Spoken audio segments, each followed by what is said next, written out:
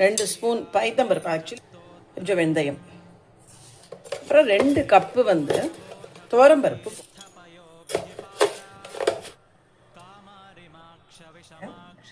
பரங்கிக்காய், வெள்ளரிக்காய், பீன்ஸு, அப்புறம் பட்டாணி, இதெல்லாம் நம்ம போட போகிறோம்.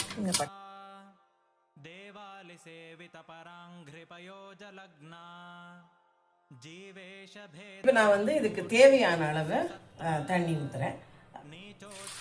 அது உங்களுக்கு தெரியும் இல்லையா, பருப்பு கொஞ்சம் போட்டு காய்கறியும் போட்டிருக்கோம். அதனால் ஓரளவுக்கு ரொம்ப வேண்டாம், ஏன்னா அது அப்படியே தான் சாம்பாராக நம்ம கொட்டிக்க போகிறோம். அது அரைச்சி கொட்டி எல்லாம் அதில் தான் பண்ண போகிறோம். அதனால் ரொம்ப வேண்டாம், ஓரளவுக்கு போகிறோம். நான் அதில் ஊற்றிட்டேன். அந்த முழுகிற அளவுக்கு பருப்பு கொஞ்சம் வேகிற அளவுக்கு இருந்தால் போகிறோம், காய்கறியும் வேகிற அளவுக்கு இருந்தால் போகிறோம். இதில் நாம் கொஞ்சோண்டு உப்பு போட்டுக்கலாம், அப்புறமா தான் உப்பு ஆட் பண்ணிக்கலாம். ஆனால் இப்போ கொஞ்சமாக நம்ம உப்பை போட்டுடலாம், ஏன்னா அந்த காய்கறி வேகணும் இல்லையா, அதுக்காக கொஞ்சம் சின்ன ஸ்பூனில் நான் உப்பு போட்டிருக்கேன். இப்போ இதை வேக வச்சு எடுத்துட்டுலாம். அடுப்பு மூட்டிட்டேன், விசில் வரட்டும்.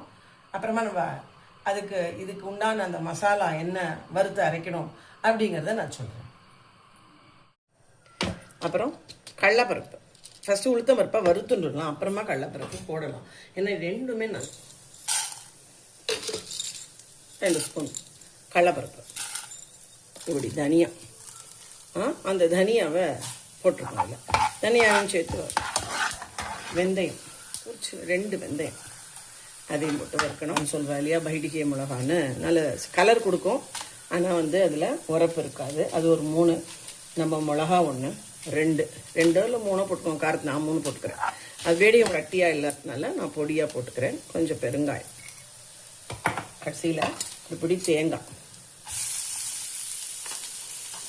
எல்லாத்தையும் போட்டு ஒரு வெங்காயம் மட்டும், 2 பட்டை 2 கிராம்பு, கொஞ்சோண்டு காலாலாம் வறுத்தோம் இல்லையா, அதை நான் இப்போ அரைச்சிட்டேன். அது இருக்குது, நான் டேஸ்ட் பண்ணி பார்த்தேன். எனக்கு நிறையவே வேணும், உப்பே போடலை. காரப்பொடியும் போடணும், அதுக்கு கன்னடக்காராலும் போடுவோம். அந்த வீட்டு கம்மியாக இருக்கிறதுனால நான் வந்து இவ்வளோ தான் கரைச்சி வச்சுருக்கேன். இந்த புளி தண்ணியை அப்படி விட்டுடுறேன். கடுகு, கொஞ்சம் ஜீரகம், வீடிகை மிளகாத்தூள், பெருங்காயம்,